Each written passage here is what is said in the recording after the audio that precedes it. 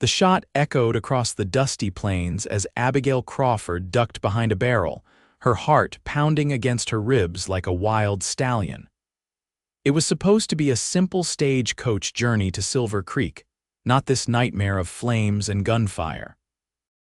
The year was 1875, and the Montana Territory held as many dangers as it did promises.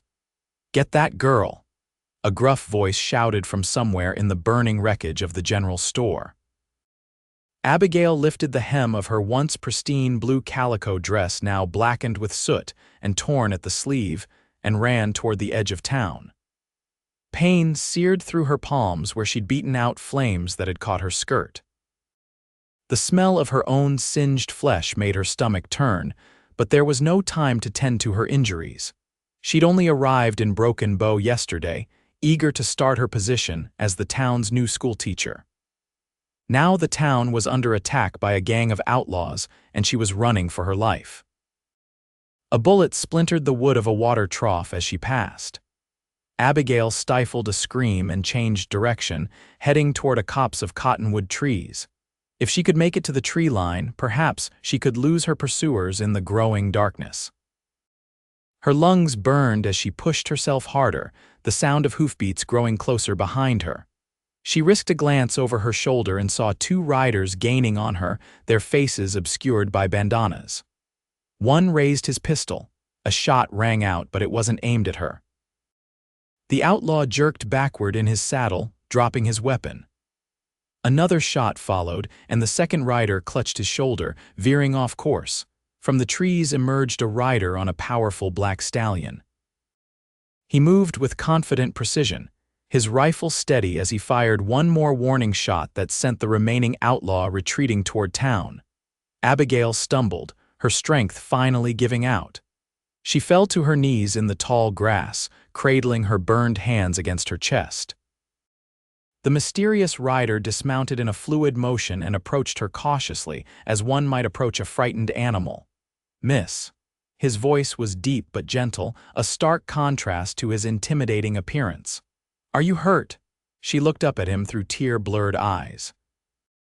He was tall, with broad shoulders and a strong jaw partially hidden beneath several days' worth of stubble. His eyes, though, caught her attention, a startling blue against sun-bronzed skin filled with concern. I think I'm all right," she managed, though her voice shook as badly as her hands. He knelt beside her, setting his rifle down. Removing his leather gloves, he gently took her wrists to examine her burned palms. She winced at his touch. "These need tending," he said. His gaze traveled to her torn dress and the soot covering her face. "You've been through hell today." Abigail nodded, unable to speak as the shock of what had happened began to set in. Tears streamed down her face, cutting clean tracks through the grime on her cheeks. "My name's Thomas Prescott," he said, his voice softening further. "Most folks just call me Thorn." "Abigail Crawford," she whispered. I was supposed to be the new schoolteacher." Thomas Thorn nodded, his eyes scanning the horizon. The sounds of gunfire from town had ceased, but smoke still billowed into the twilight sky. "You're safe now, that's all that matters," he said, helping her to her feet. "I've got a cabin about 3 miles from here. We can tend to your hands there and figure out what to do come morning." He helped her onto his horse before mounting behind her. As they rode away from Broken Bow, Abigail leaned back against his chest, the steady beat of his heart a reassuring rhythm that finally allowed her to breathe. She didn't know this man, this cowboy who had saved her life, but something told her she could trust him. The cabin was small but sturdy, built against the side of a hill with a creek running nearby. Thomas helped Abigail down from the horse and led her inside. A single room with a stone fireplace, bed, table, and chair comprised the entirety of his home.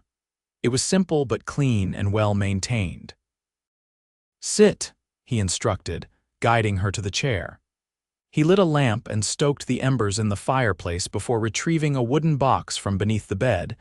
Abigail watched him move around the cabin with efficient grace.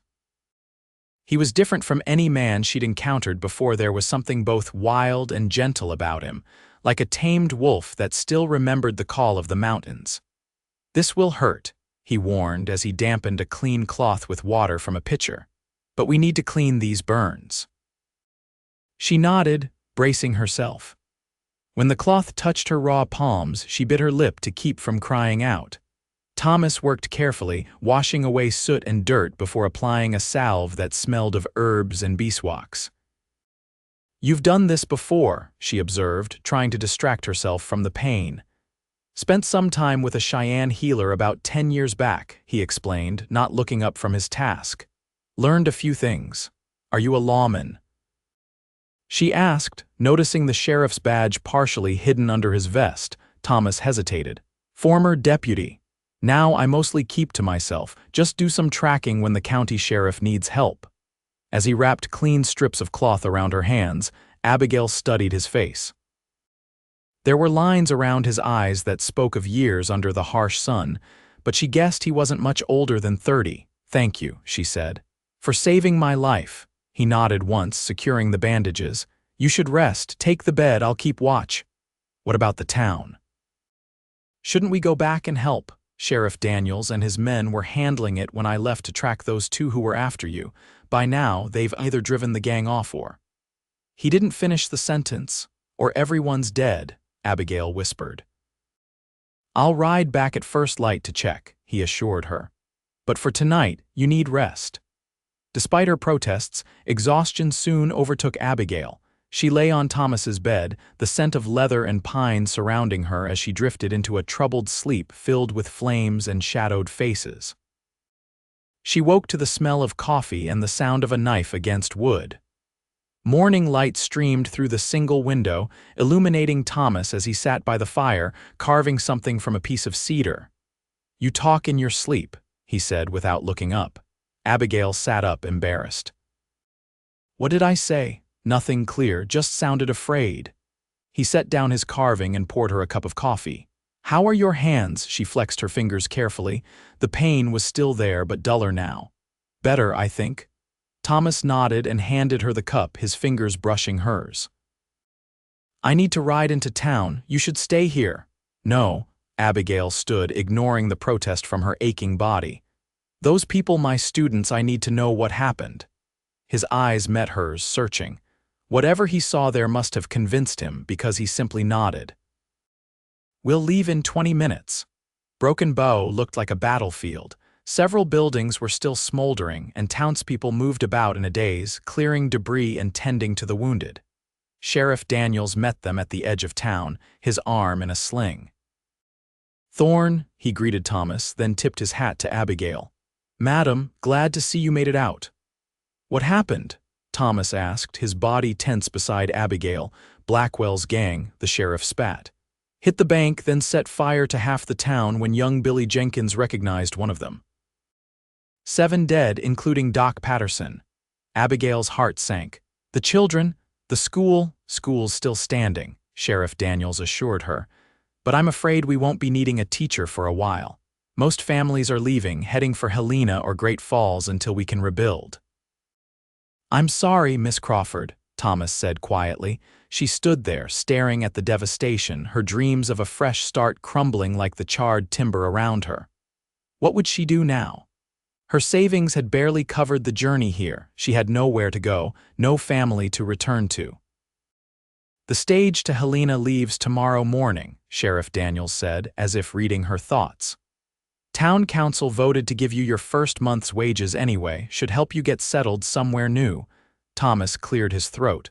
"What about Blackwell? He get away clean?" The sheriff's face darkened. "Him and most of his gang took off toward the Bitterroot Mountains. I've sent word to the territorial marshal, but—" He shrugged his good shoulder. "You know how that goes." Later, as they walked through what remained of the town, Abigail felt Thomas watching her. She stopped in front of the schoolhouse, a simple one-room building that had somehow been spared the worst of the destruction. "I had such plans," she said, more to herself than to him. "Reading circles, a small library, maybe even a Christmas pageant."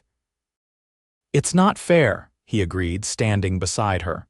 "None of this is." She turned to him, suddenly struck by the realization that after tomorrow she would likely never see him again. This man who had saved her life tended her wounds, shown her a kindness she hadn't expected to find in this harsh territory.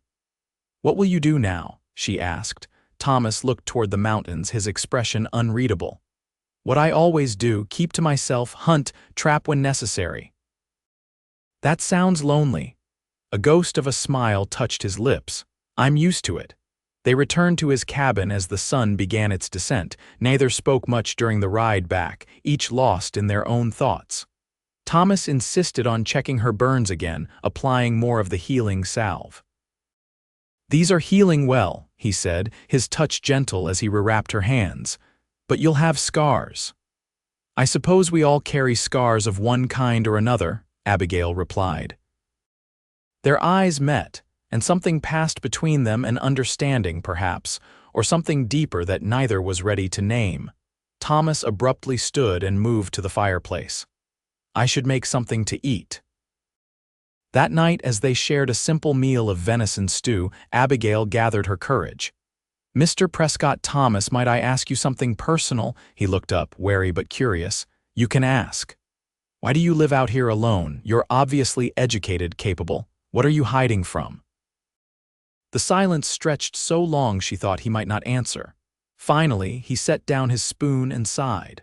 5 years ago, I was a deputy in a town called Redemption, over in Wyoming Territory. There was a man, a cattle baron named Harris, who practically owned the town. He'd been forcing smaller ranchers out, burning homesteads, poisoning wells. Thomas stared into the fire, his voice flat but his eyes alive with old pain. "My brother owned one of those small spreads. When Harris's men came for him, there was a fight. My brother, his wife, and their boy, my nephew, all died in the fire." Abigail's hand flew to her mouth. "Oh, Thomas, I went after Harris, not as a lawman, as a brother, shot him dead in front of the whole town." His jaw tightened. "They called it murder, even with everything he'd done. I ran. Been running ever since." "That's why you use Thorn instead of Thomas," she realized. "You're a wanted man." He nodded once. "Sheriff Daniels knows, most folks around here do. They leave me be because I help when needed and I don't cause trouble. But I can't ever settle properly, can't build a real life." Abigail reached across the table with her bandaged hand and touched his. "I'm so sorry." Thomas looked down at her hand on his, then gently turned his palm up to hold hers. "Now you understand why you should take that stage tomorrow." A schoolteacher has no business associating with a fugitive. Despite his words, he didn't pull his hand away. The stage to Helena was scheduled to depart at 9 the following morning. Thomas insisted on accompanying Abigail to town, though he remained uncommonly quiet during the journey. She found herself memorizing little details about him, the way the corners of his eyes crinkled when he spotted a hawk soaring overhead, the careful way he handled the reins, the exact shade of his hair in the morning sunlight. As they approached Broken Bow, Abigail made a decision that surprised even herself. "I'm not taking the stage," she announced. Thomas pulled the horse to a stop and stared at her. "What?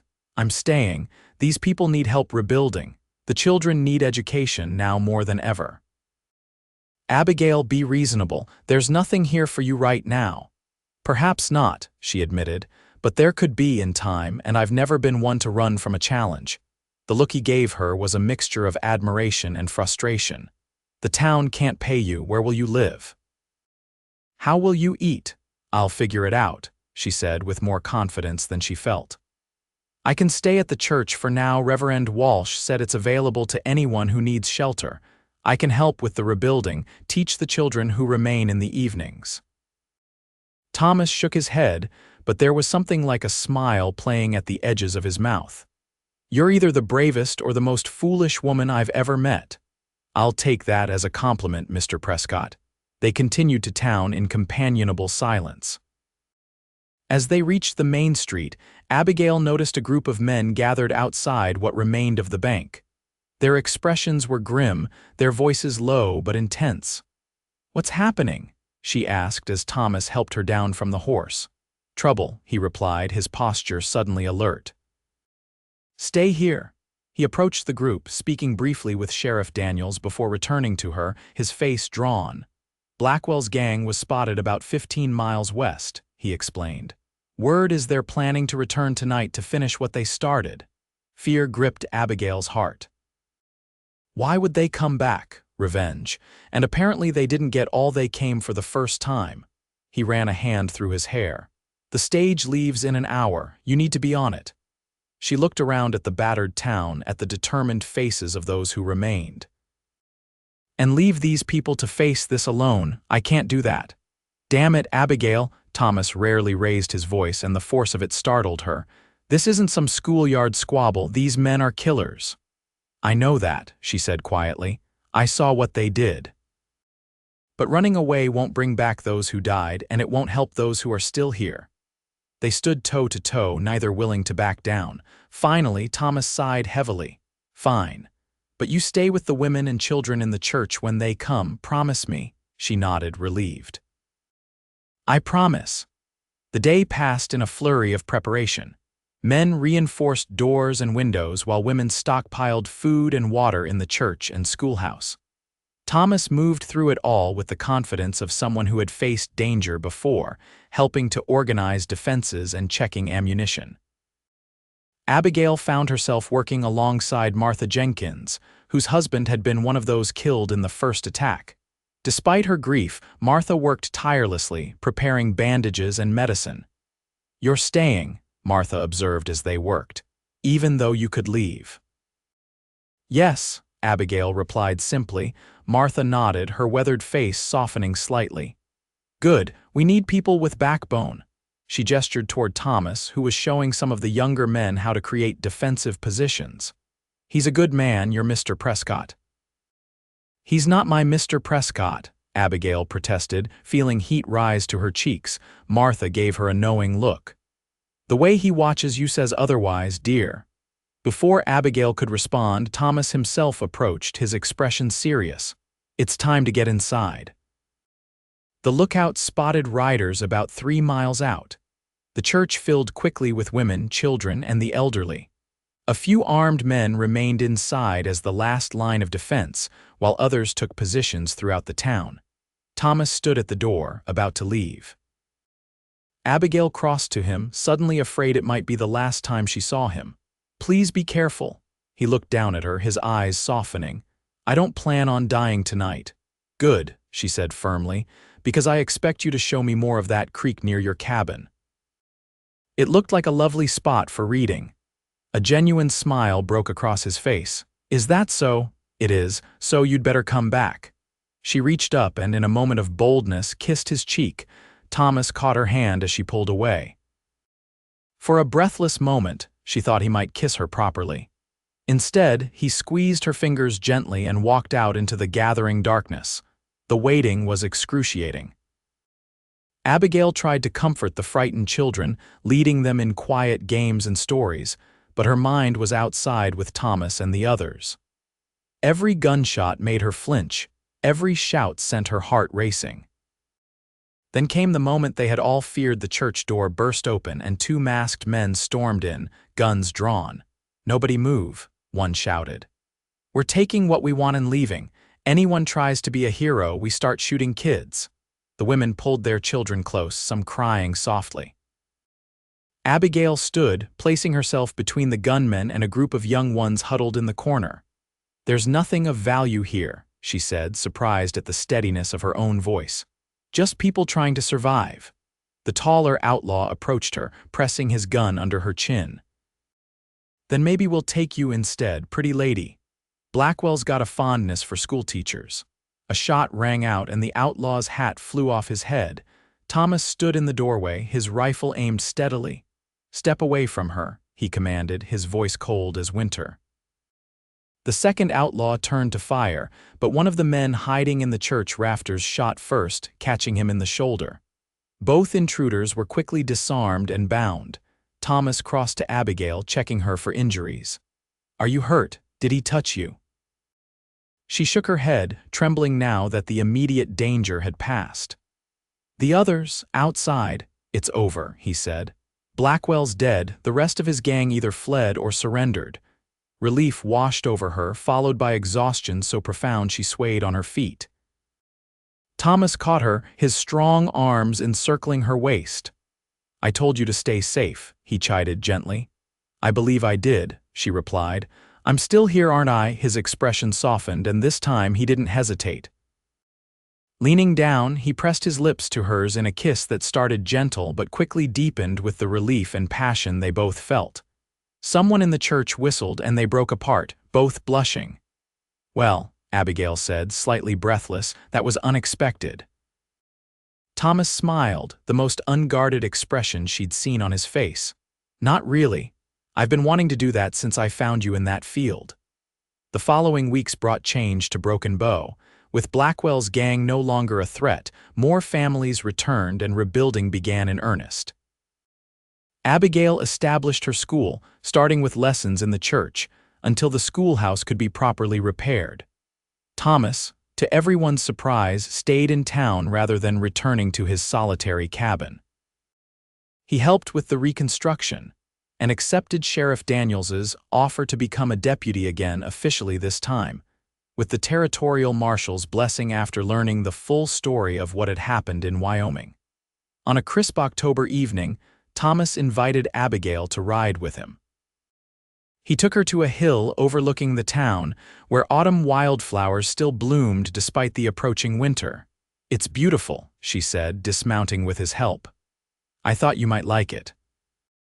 He spread a blanket on the ground and they sat together, watching the sunset paint the sky in brilliant oranges and purples. "I have something to show you," Thomas said after a comfortable silence. He reached into his pocket and withdrew a folded document. It came today from the territorial capital. Abigail took the paper, reading it carefully, her eyes widened. "A full pardon, Thomas, that's wonderful," he nodded, his expression serious but hopeful. "It means I'm not running anymore. I can build something here, a real life." "I'm so happy for you," she said, genuinely thrilled at this turn of events. Thomas took her hands in his, her scars now pale pink against her skin, his calloused fingers gentle as they always were with her. "I've been thinking about what kind of life that might be," he continued. "And I can't imagine it without you, Abigail." Her heart stuttered in her chest. "What are you saying?" "I'm saying that meeting you changed everything for me. Before you, I was just existing, not really living." He caressed her cheek. "I love you, Abigail Crawford. I think I have since I first saw you, brave and determined even with your dress torn and your hands burned." Tears filled her eyes. "I love you too, Thomas." He smiled, then reached into his pocket again. "Then perhaps you'd consider this." He opened his palm to reveal a simple gold ring. "It was my mother's. I've kept it all these years, waiting for the right person, Thomas." She whispered, unable to find more words. "Will you marry me, Abigail? Help me build that life I've been too afraid to even dream about until now." She threw her arms around him, laughing through her tears. "Yes, yes, I will." They were married in the newly rebuilt church on Christmas Eve, 1875, with the entire town in attendance. Sheriff Daniels served as best man, and Martha Jenkins helped Abigail prepare for the ceremony. "You look beautiful, dear," Martha said, arranging Abigail's veil. "A far cry from that first day with your dress all torn and hands bandaged." Abigail smiled, remembering. "Thomas told me I was safe, that it was all that mattered. I didn't realize then that he would become my home." The ceremony was simple but heartfelt. As they exchanged vows, Abigail looked into Thomas's eyes and saw their future there, bright and full of promise. They built a new cabin that winter, closer to town but still with its own creek for reading beside. By spring, they had established a routine, Thomas working as deputy, Abigail teaching at the school, evenings spent together planning and dreaming. One evening, as they sat on their porch, watching fireflies dance in the gathering darkness, Thomas placed his hand over Abigail's still flat stomach. "Do you think it's a boy or a girl?" he asked, his voice filled with wonder. She covered his hand with hers, smiling. "I don't know, but either way, this child will know the story of how their parents found each other, how a terrible day led to the most beautiful life." Thomas pulled her close, pressing a kiss to her temple. "From the ashes," he murmured, "into the light," she finished. As twilight deepened into night, they sat together no longer alone, no longer running, but home at last in each other's arms. Behind them, Broken Bow thrived, rebuilt stronger than before. Ahead of them stretched years of love and possibility as vast and promising as the western sky. The wild frontier had brought them together, a schoolteacher with scorched hands and a cowboy with a troubled past, and in finding each other, they had found their future.